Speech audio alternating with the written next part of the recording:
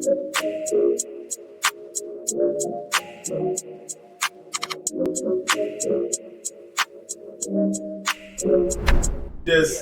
a famous Ghanaian, a lot of us, our parents say this, do lane.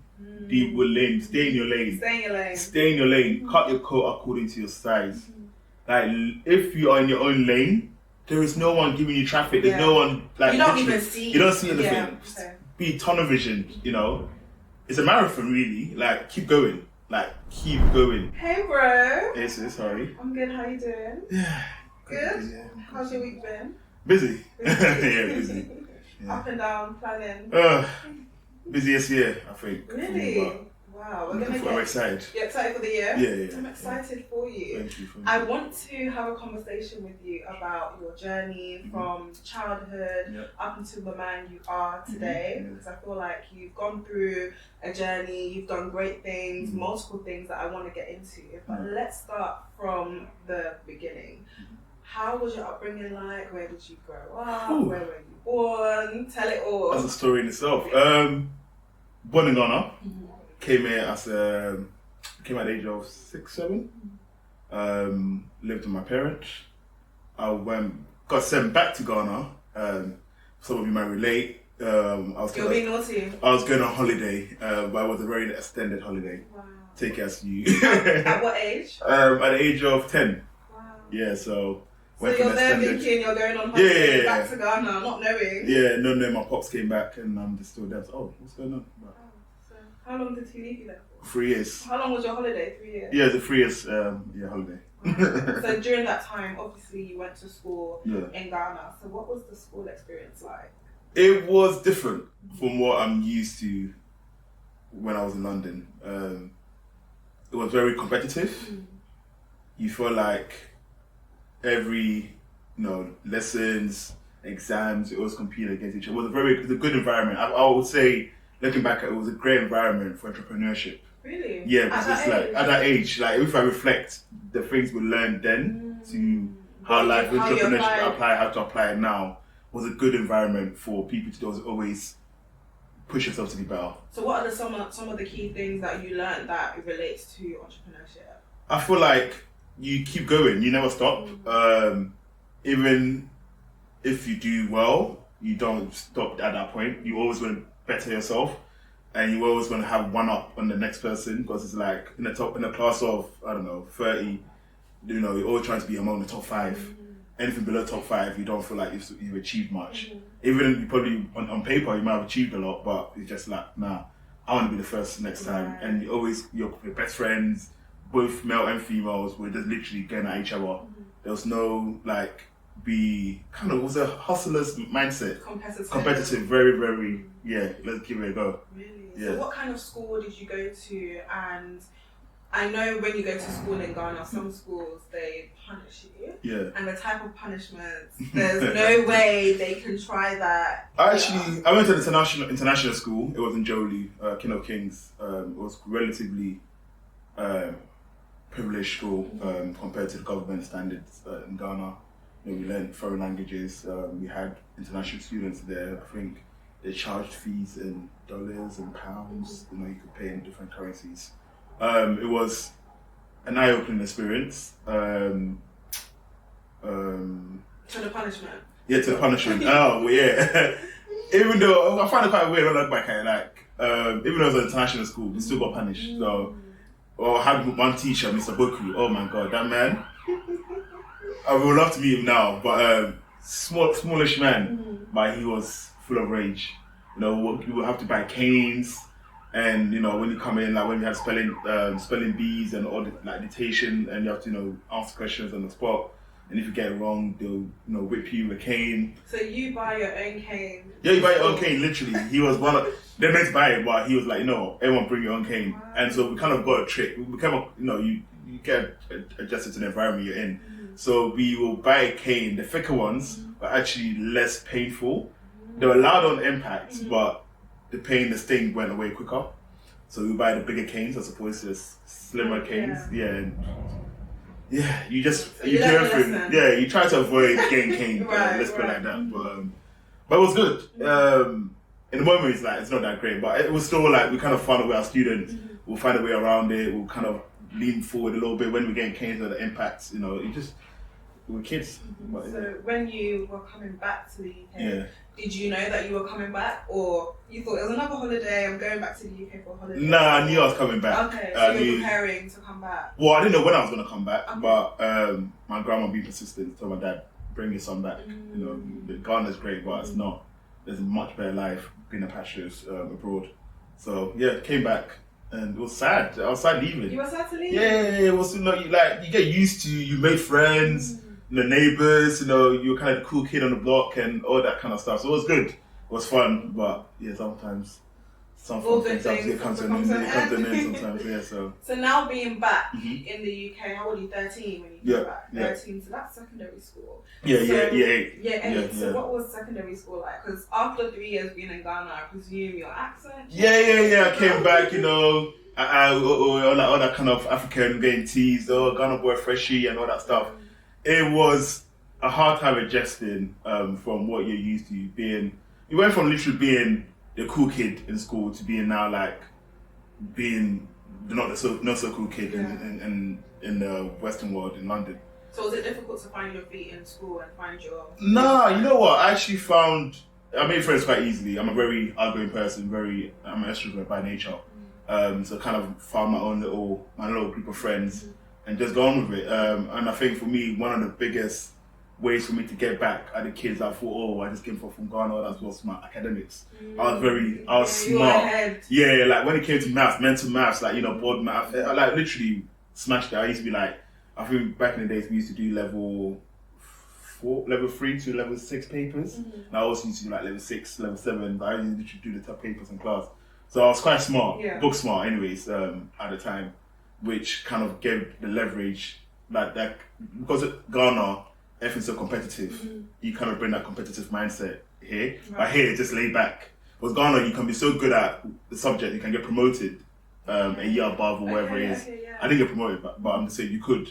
Whereas here, it's based on age. So whatever age you're in, everyone in the same class is the same age group, unless you're an exceptional student. But, you know, yeah. So what type of secondary school was it? I went to Church of England. It was a mixed school, So you mingled. Yeah, mingled. Yeah, so everyone was there.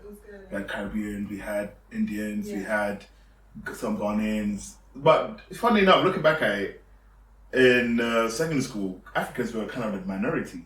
It felt like it was a minority. Maybe the area I went to school in. What area did you grow up in? I grew up in Northwest. So it's full of like Caribbeans, right? It's a lot of Caribbean. So Housden, Woolsden, all those kind of areas. So Africans felt like the minority. Then when you're older, you go to like new areas. It's like, you're actually majority. So it was different experience. So as a teenager living in Northwest, what was that like? Did you have curfew? I had a very strict dad. So I grew up in a very strict home. And dad was a typical Ghanaian man. No nonsense. Yeah, no nonsense. Curfews What was your curfew on the weekends? Weekends, I feel like 9 p.m. On the weekdays, by 5 p.m. I need to be at home. If that. 5 p.m. is even late. It finished by 3 o'clock. So I think by 4. Unless I kind of lie and say, I've got like a after school activity. Was he home by the time you got home? Sometimes I missed the curfew time. He wasn't at home to clarify, but my mum would tell him, I came home after time. He might even call and say, have I come back home yet? And so I lived with my sister as well. So, but yeah, it was an interesting experience. Curfew, from like Ghana, I used to go out whenever. Come back whenever I want. Come back with a friend. Come back home. There's no issues. Whereas I guess growing up in London at that time, it wasn't the most safest. But the area I think I grew up in was a relatively safe area. But there's so much you're easily influenced as a teenager during that period. So there was two sides of the story. I thought he'd been too strict. He probably was looking after my safety. But it's potato for me. So how is it like now with your dad? Because you're the man now. So you live your life. You do what you like. It's a typical. I think we clashed. We clashed a lot. When I look back, there's things I wish there was a relationship that we could have grew up in. Could have had a better bond. But I feel like the things I learned from him, his lack in departments as a father figure is my strength as something I would take from to be a better father figure for my future family, to be a better husband for my family, leader and all that kind of stuff. So I feel like I'm a strong believer in that God wouldn't put you through anything that you can't overcome, and you can't see the end of the light at the end of the tunnel. So for me, I feel I'm always optimistic about the future, optimistic about people. There's always something. It's always a good side. Yeah, it's always a good side. Try to look at the good side. Yeah, I look on the good side most times. Yeah. Okay, that's good. So, your university experience was a journey, was an experience in itself, and it birthed something special for you. Yeah. It birthed your first business. Was it Yeah. your first Yeah, my first business. Okay, so let's talk about your uni experience, because now you've moved away. Yeah. So Kwaku's living on his own in a whole different city. Yeah. So what was it like at that time? But funny enough, I've actually been quite independent from a young age. Mm-hmm. So the relationship between my father and I wasn't that great from a young age, from when I came back. Mm-hmm. So I kind of 16, 17, 18, I was probably kicked out at home. So I lived with a friend briefly. Then when I lived with one of my aunties and uncles, and that was a good experience. And that's when I went to start college, then I started uni. So uni was like my first, independent. Mm-hmm. And we lived in I lived in a self-catered accommodation. I knew one or two friends that started uni at the same period. Self-catered accommodation. So I started cooking something. I need to learn how to cook. Growing up from home, I didn't cook. I used to be in the kitchen helping out, but I didn't actually cook myself. Okay. And when I started uni, I said, I need to learn how to cook. So I called my auntie. Can't be living on beans. Yeah. That was not me. I like my food. So I was like to my auntie, how do I make jollof? So she gave me a tutorial over the phone. Gave it a free try. It wasn't how I wanted it, how I'm used to. So I kept going, and after the third time, I kind of got a recipe on point, and I invited my friends over. Oh yeah, guys, I made jollof, plantain chicken. Come over. We had food, and I realized that a lot of them couldn't cook. So they would say, "Oh, we'll pay you to cook us like jollof rice, chicken, and all that stuff." All right, cool. And from then, so it gave me a business idea. I was reading the book, Rich Dad Poor Dad. Okay. Which I was like, okay. I didn't really want to work part time. What did you take from the book that you implemented? There's two ways, two passive incomes. Making money work for you or work for money.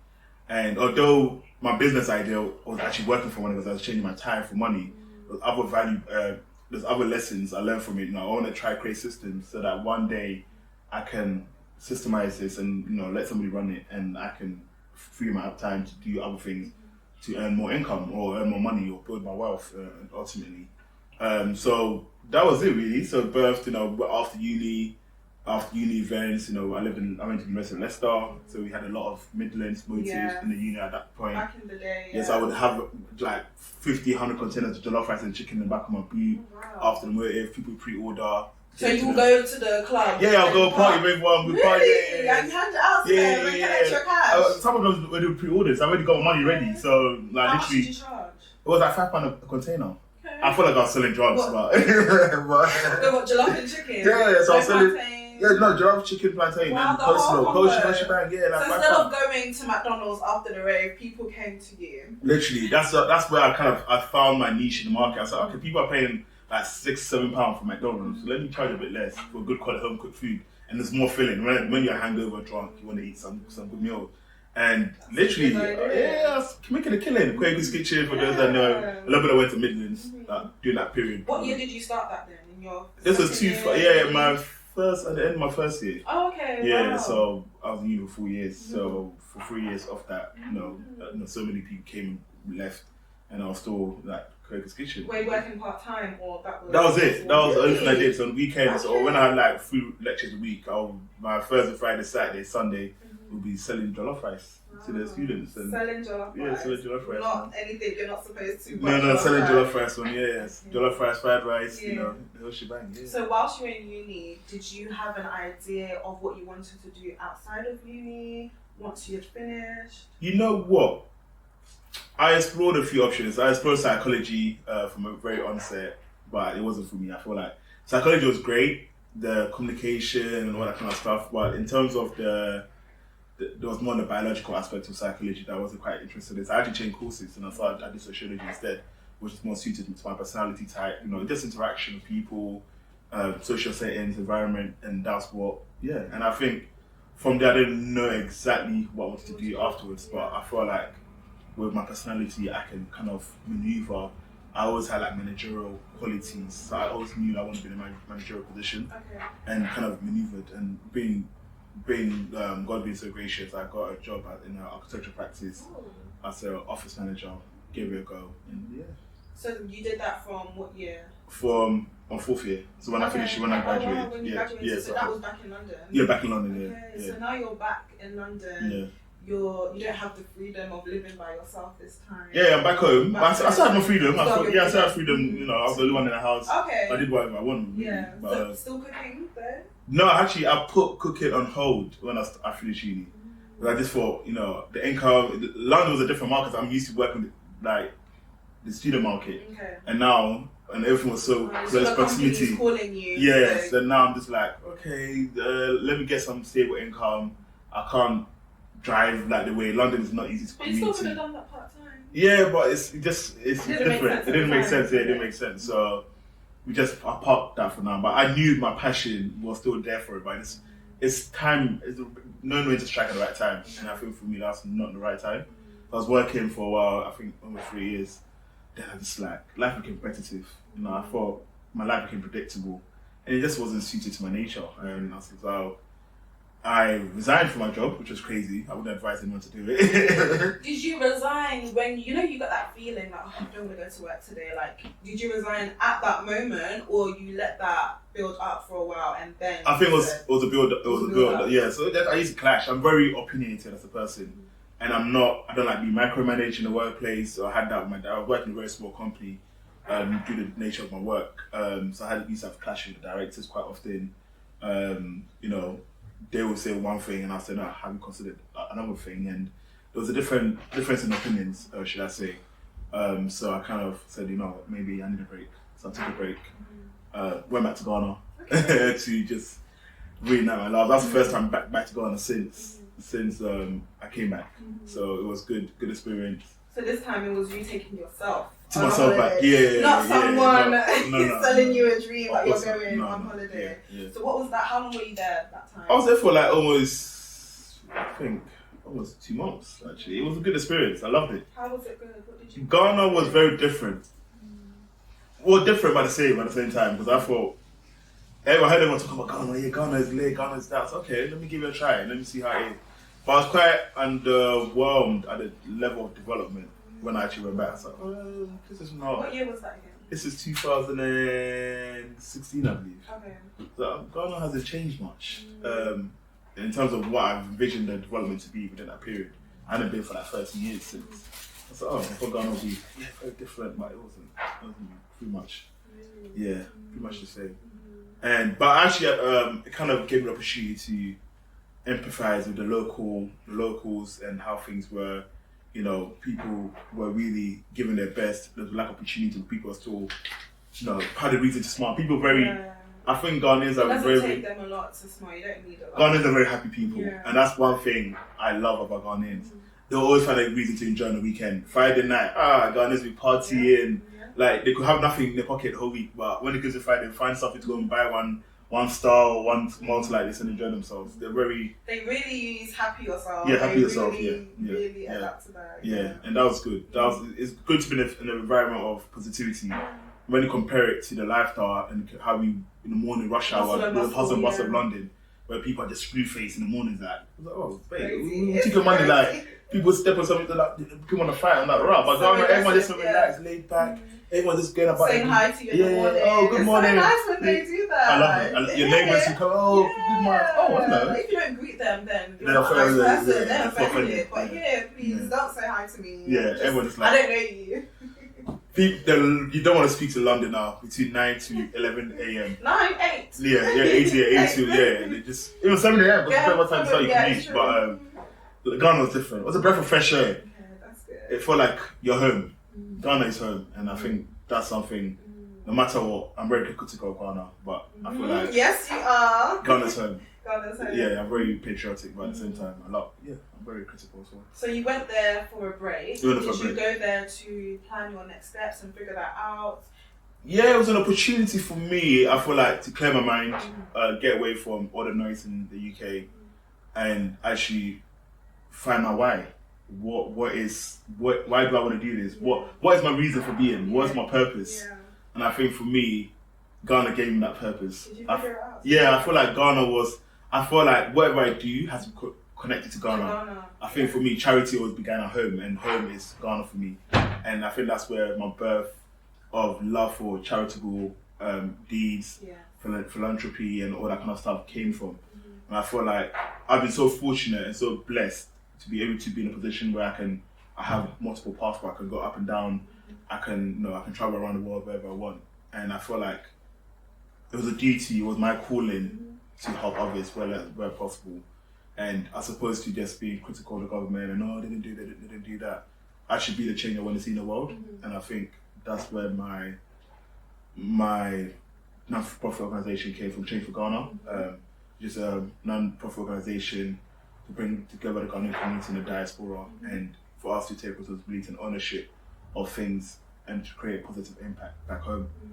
And yeah, it was probably one of the best years of my life. That same year, I think I got baptized in September, and I feel like life changed from there. I think I saw myself as a steward.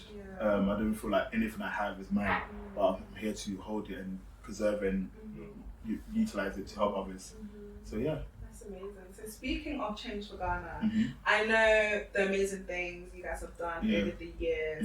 What year exactly did Change for Ghana start? And what are some of the amazing things you guys have done in the UK? It started in 2018. Okay. Most of the amazing things I would say we've done is in Ghana, not in the UK. But we actually brought together, we brought together a community of almost 500 Ghanaian, young Ghanaians between the ages of 19 to 35 together, to sense of pride of being a Ghanaian. We had fun events like karaoke's, Castro. Once we hear our music, we bring Ghanaians together, conversations, banter, how our upbringings are quite similar in the UK, and it was just like we always felt away from home, but very close to home at the same time. And I love that Ghanaians in the UK, we can actually come together and have a good time. And one memory I have from Change for Ghana was the event before everything changed. Before the world stopped. That night, it was as if we all knew that the world was we're going to be locked down. So this is your last time to have a good time. That was a good event. I think about that night all the time. That was a good event. Amazing. And it turned out, I think for me, we had fun, but also it was fun for a good cause. Yes. We actually fundraised a lot of money, altogether some of the projects we've done completed, almost £10,000 worth of work we've completed since inception. And lockdown to set us back, but I feel like, it gave us the time to just re-strategize and see how we want to do things. We've helped so many communities back home. How have you helped? We've helped communities build a level making workshop for a school for demonstration school of deaf and blind students, so those with visual and hearing impairment back home in the Eastern region. And we've built a level making workshop where they can learn how to make leather goods, so slippers, bags, belts. So the whole idea is we're creating sustainable solutions so that when these children complete their compulsory education, they don't become idle beggars, and they can actually become self-employed. They can be self-employed and also be employable with their skills and tools they've learned from the leather making workshop. It has been great. We had some recent pictures of students that have graduated through that program, and it's just amazing. For me, that's where I get myself fulfillment and achievement from, seeing someone maximize some of the potential and bring out the best of others and help those less fortunate than us. But I feel like as a person, as long as you're alive, you got shelter, you got good health, the world is your oyster card. And the only thing that's stopping you is your faith, your hope. If you lose your hope, you lose your faith, you lost yourself. And I feel like no matter what happens in life, if you lose yourself, if you lose your hope, your faith, you lost yourself. I feel hold on to those things, no matter what. Faith as little as a mustard seed can move mountains, really. So I feel like that's for me. I wake up every day just thank God. God, thank you. Of course. Everything else is a bonus. Yeah, literally. Because we've had friends, we've lost friends, people that are young, died in their sleep, and it's sad when you think about it. Like goddamn, I really want to leave this earth knowing that I've fulfilled my purpose on this earth, and God has given me the opportunity to be able to carry on and finish what He brought me on. We're not gonna, one thing that's destined in life, we're all gonna die. As hard as that is to grasp, it's painful to hear, but we're all gonna die. Death is something that we can never get used to. Death is something that we can never normalize, but it happens. It's inevitable. That's something that's going to happen. So make every moment count. Make every day count, and for me, legacy is how people remember you for how you made them feel. Yes, it's always how you make them. Not the money, you can be a billionaire, but people always remember you for how you made them feel. Oh, Cathryn Kwaku, always used to be smiling, always used to be full of optimism. So I thought that's what people remember you for. And then if you work on how you make people feel, everything else will just, people actually vouch for you without you physically being there. People connect the dots for you. And that's how the energy put out. And that's what, that's what I think, that's what makes each individual special. How do you make others feel? And how, treat everyone with kindness. You don't know what anyone's going through. People are going through all kind of things. The little you can do can literally change. That is it. Yeah, it's changed. And that's it. That is it. Many people, if you ask me, people might say, oh, I'm bait and all that kind of stuff, but it's how I've interacted with people. And even when I see them like 5 years later, oh, you're quite cool, yeah, how are you? So, that's it. That is it. That's what life is about. How you make people feel. And being filled with gratitude, being grateful and being appreciative. Yeah. That was such a powerful message, how you make people feel. So going back to what you've done for Change for Ghana, how do you find the places to do the projects in? Connect with the people? We've got a team on ground, so I feel like always it's very important not to go there with solutions, but actually do your research, be on the ground, get a team on the ground, and actually speak to the communities that you want to help and see what help they need. So one thing about us is we always, we do research, speak to the communities, what are the top priorities, what do they need help with, and then we also assess how much it's going to cost, and also how that will create better impact. So we don't want to just give money. You want to know what they need. What they need, and also how they can be self-sufficient without further funds in the future. So some of the projects we've completed, like we've built water borehole systems, and the reason why we thought that project, of the meaning they suggested and what they prioritized, they actually said that was one of the top priority because it affects health. A lot of waterborne illnesses, diseases, and especially young girls have to sacrifice their education to fetch water from neighboring communities as opposed to having water in the close proximity of theirs, and that kind of helps improve the education age of young girls, and also helps reduce waterborne illnesses and diseases for the community, especially the elderly ones as well, and the young ones, and to prevent preventable deaths, really. That's why we thought that project, some of the communities we work with were much more important than others. After health, then is education. So we're trying to work with some communities on how we can actually build schools to hire. So a lot of the schools are like to class 6. We're trying to work on how we can build further education, work with local institutions, local government, churches, to how we can bring our efforts together to extend that to bigger reach. So you spoke about having a team on the ground, and for those of you who have tried to do things in a different country, it's not always easy. So trust is important. How did you go about finding the team and making sure that they're actually the right people in your absence, the right people representing the goal and the vision, mission, everything? How was that process like? Fortunately for us, my co-founder, actually, uncle was also into charity work back home. He actually lives in Ghana as well, quite much more senior than us. So he had a team on the ground, and kind of from conversations with him, when I actually went to Ghana, I met him as well, and that's how we kind of made that connection. And I kind of explained the vision for us and what we want to achieve, and it kind of clicked. And so that's how we managed to work continuously together, and it hasn't failed yet. I'm very detailed as an individual. I'm very organized. I want. You know how you want. Yeah, I want to go deeply. I don't want anyone to question us. Oh, you guys are swindling the money, or transparency is so important to me as a person, and as everything I'm involved in. And that for me is how I set the precedence from the very beginning for people I work with, so that we can always have that transparency and respect, mutual respect for each other. Yeah, that's the right way. So hopefully it won't fail. You said it hasn't failed yet. Yeah. So it's not going to fail because you set the foundation. You know how you want things done. Yeah. So it's been how many years? Like 5 years. 5 years. Wow. Wow. Yeah. 5 years. Well, lockdown took us two years off. It's still 5 years. Yeah, You've still been working either way. Yeah. So looking back at your adolescence through to the man you are today, you've obviously gone through challenges. Yeah. So how have you come out of those challenges?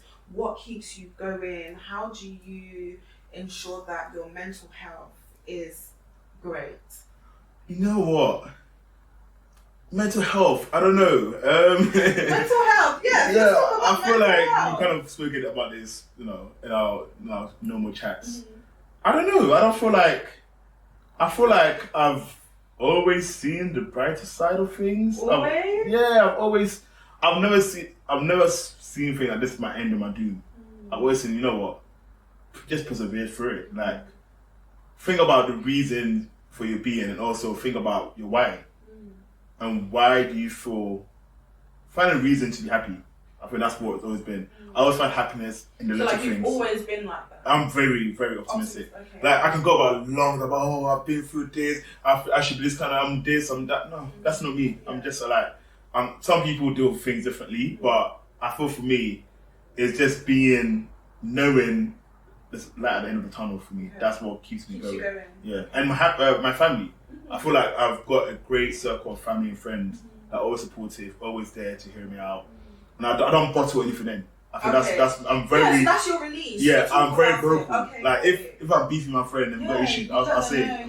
Even my relationships, I'm like, I'm not happy with this. I don't holiday and I go to bed.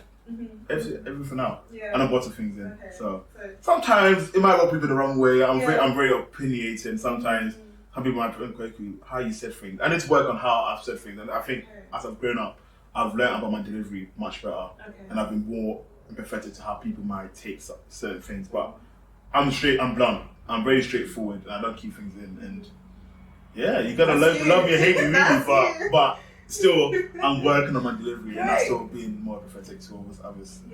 So in terms of working on your delivery, I know prayer is very important to you. So aside from prayer, do you listen to podcasts? Yes. Do you have a counsellor? How do you work on your? I don't have a counsellor. I think there's better ways to use my money than go to a counsellor. Really? That's me personally. No offense. If you got money, go ahead. But I feel like you don't need a counsellor. Personally, I don't think I do. I might need a counsellor one day. Don't hold me on into it, but I don't. Yeah. So you rather talk to people who are already in your life? Yeah. I think I talk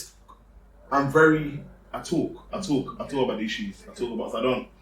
If I got an issue with you, we might need time to cool down. You might talk with me for a month, 2 months. Okay, such is life.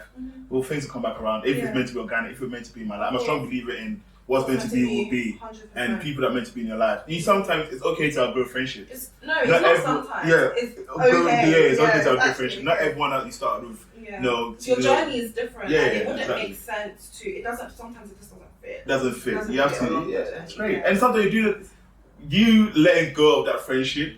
That's better for that person than probably it will be for you. That person, you probably giving that person an opportunity to fly and do what they need to. You've been probably holding them back, and I don't hold anyone back.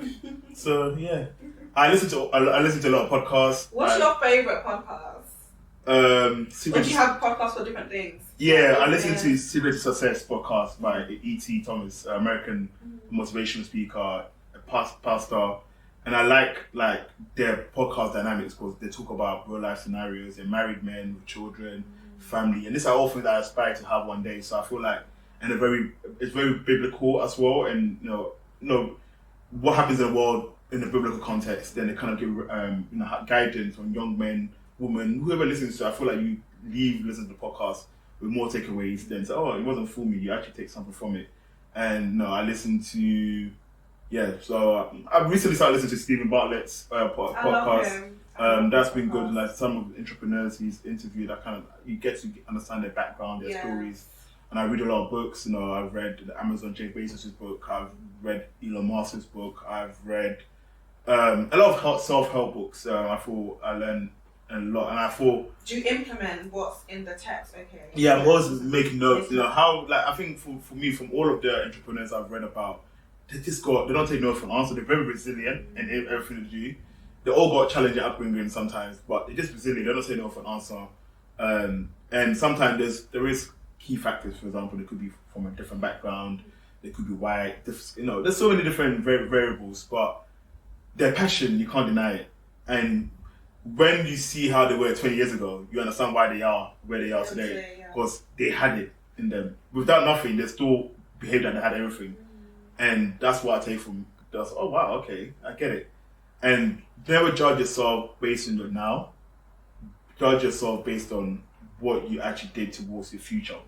And I think that's so important. Your current situation is not permanent. It's not permanent. And I think you should never judge yourself. You see, the comparison the thief of joy. Forget about be happy for your friends. They bought their house, they've done this, let's grade the first $1 million. I'm just going to give you a moment to just speak on it.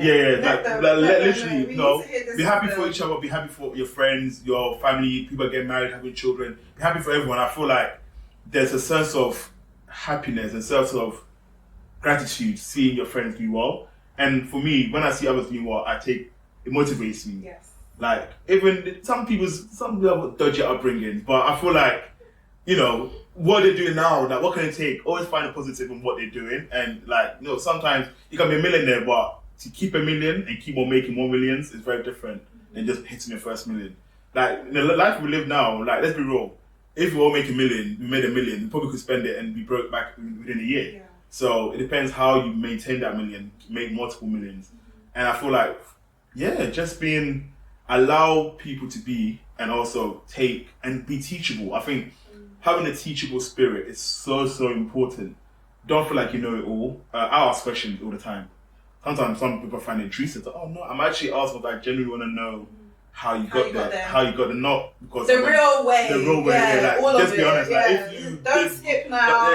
Tell me the truth. Yeah. And I feel like it's so important when people get on podcasts, people get on behind cameras, to be transparent. I think transparency is so important because we live in a generation where I feel like everyone is an influencer. I think social media influencer is a loose term. I think we're all influencers. You influence your siblings, you influence your friends, your peers, even adults. So I feel like we all should not abuse our influence. And we should always think about somebody's looking up to you.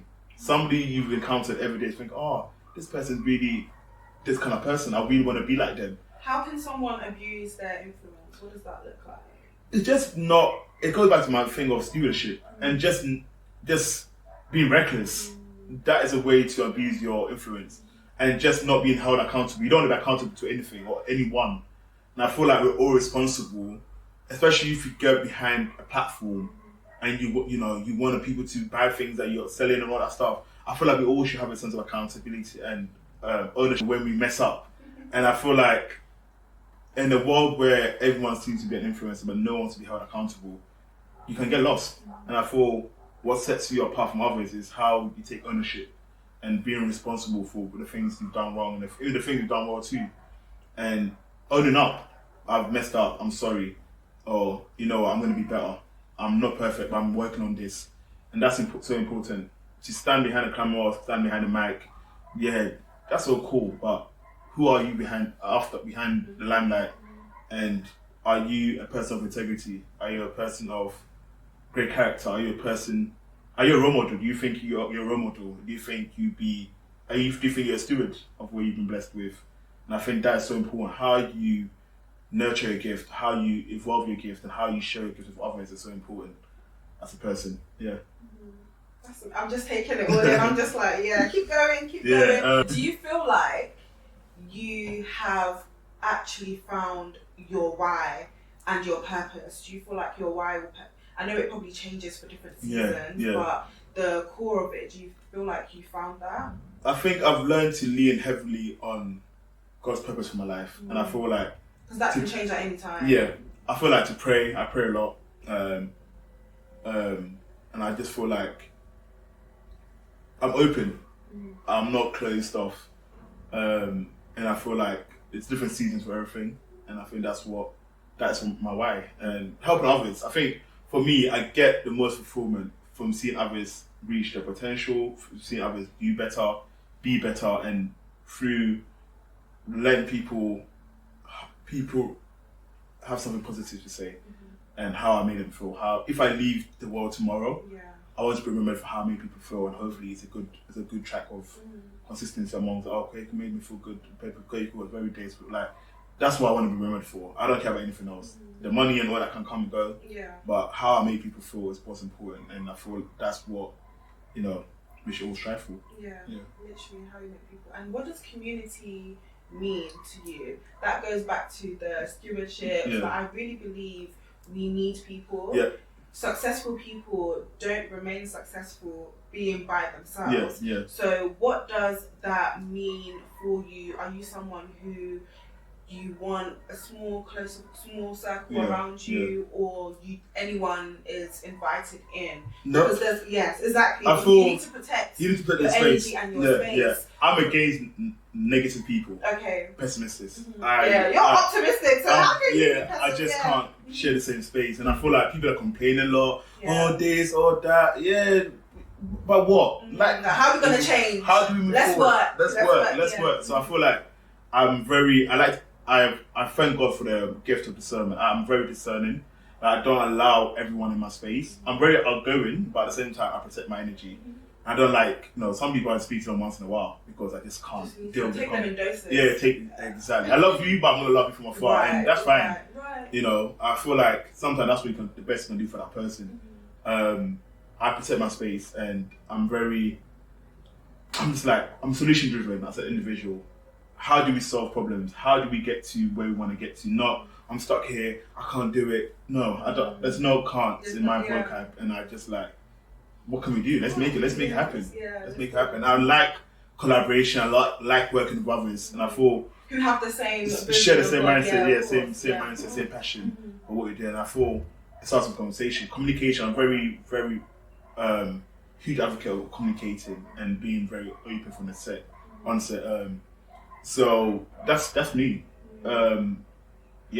Just keep going. I think don't stop. Keep going, like Didi was saying. Don't stop. Keep going, like you know what I mean. So I feel like that's it. How your mindset to everything determine how your end is. And I feel like we're so young and we're so fortunate to be where we are. Yes. That the world is our oyster card, literally. Like people are making Oprah Winfrey, didn't get her big break until she was 35. Denzel Washington didn't get his first major role. Like there's so many people look like us, we're like us, with a similar upbringing that are killing it. Like there's so much noise going on outside that sometimes it can be so hard to just be present because we're so fixated on what's going on outside, what this person is doing, what this person's achieved. That's comparison, isn't it? And in our generation, a lot of younger people, they're not waiting till they're 35. They're making their millions around 25. Yeah, that's fine. That is fine. But with that going on, it can sometimes confuse and frustrate some people. So if someone is going through that, how can they just block that out? There's a famous Ghanaian, I love what our parents said this with, do lane. Stay in your lane. Stay in your lane. Cut your coat according to your size. Like, if you are in your own lane, there is no one giving you traffic. There's no one, like, you don't even see. You don't see anything. Be tunnel vision, It's a marathon, really. Like, keep going. Have you got to your destination? And keep going. The destination might have take stumbles, turns. Are you ever at your destination? I feel like when you get to the destination, you ever arrive? I don't think you probably arrive when you're dead. I think that's it. And but as long as you're blessed enough to live a long life, you keep going. You don't ever reach your destination, because when you get to that destination, there's something else. The ball mark might have changed, moved somewhere else. Like, so you could have reached, I don't know, I'm gonna travel the world. Now you travel the world, then what? You know what I mean? So it's very, very because a lot of subjective. People say that, like, when I got my dream Range Rover, after a while, it's like, okay, what next? They're always thinking of the next thing. But I feel like it's important to not let that consume you. Yeah, and I think it also goes back to when you understand your why. Like, if you know what your why is, for me, I feel like you're always going.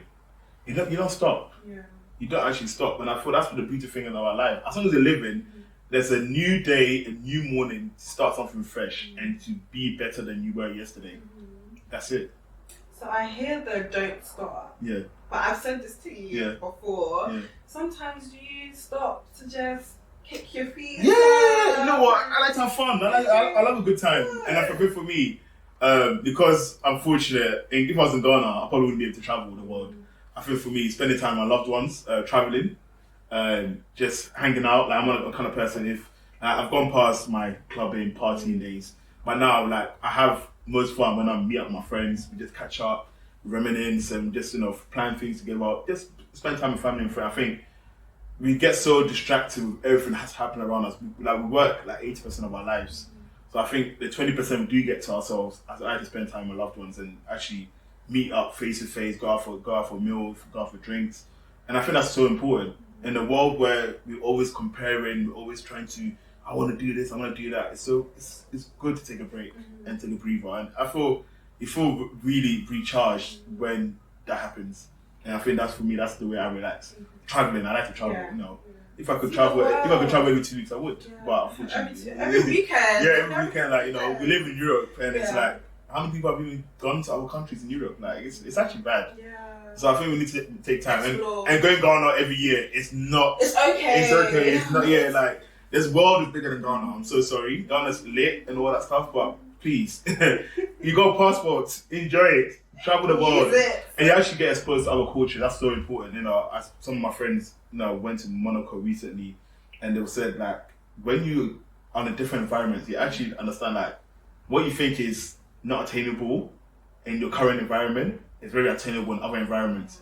And when you expose yourself to different cultures, different ways of different people, you come back charged. Like, wow, okay, everyone here is driving Ferraris and living a good life. Like this is a normal life. This could be a normal life. This is not like. And the thing about people kind of confuse Christianity is it doesn't mean you can't enjoy. Nice life is there for the living. Yeah. Like we're meant to live life, and this is God created for us to enjoy and live in it, and not abuse it, but enjoy it.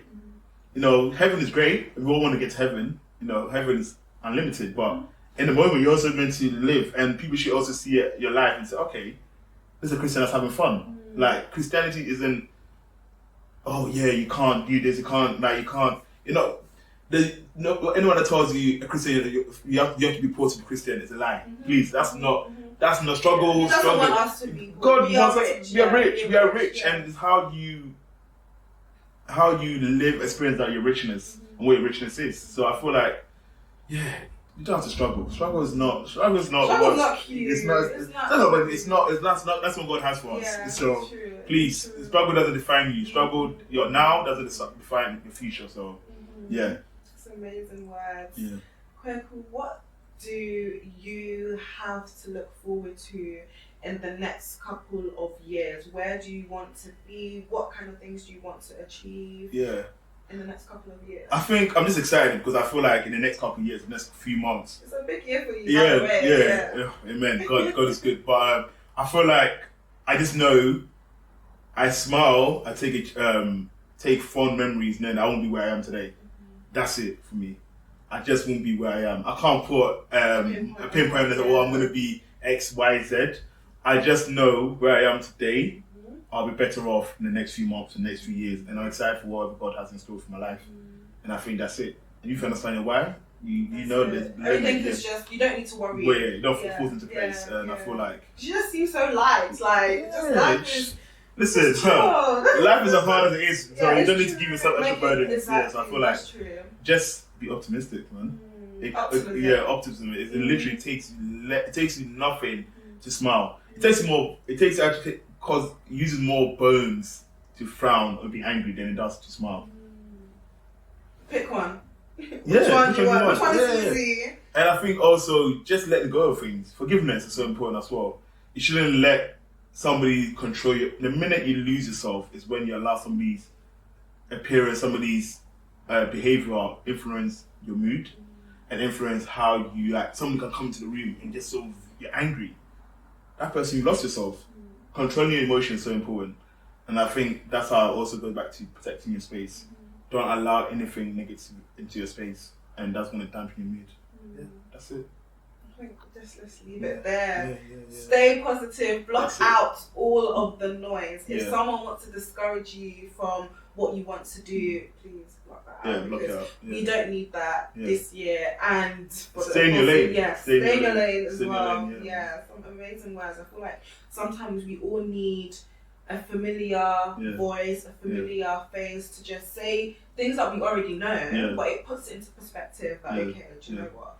Let me stop stressing myself, because at the end of the day, the more time we spend being negative, we're just stressing ourselves, like you said. We're gonna get wrinkles, and this doesn't. It's not supposed to crack, so don't let it crack before your time. Exactly. So thank you so much for coming to spread your wisdom.